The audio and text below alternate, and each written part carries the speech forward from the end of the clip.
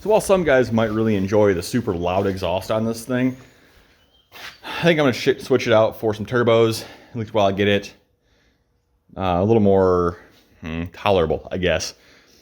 Power is just so freaking low right now. It just sounds ridiculous with as loud as it is. So let's get cracking on cutting these pipes off and getting the new ones on.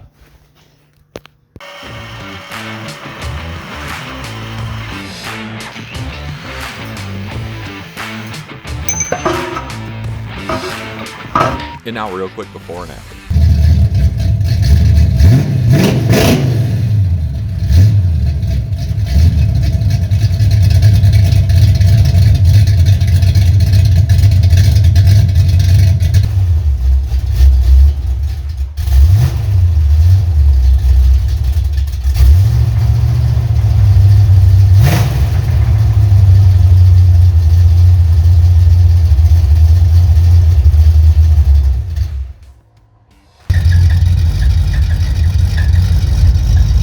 Plus side, the exhaust is fixed. On the downside, I've got a new squeak. Looks like that might be a next video.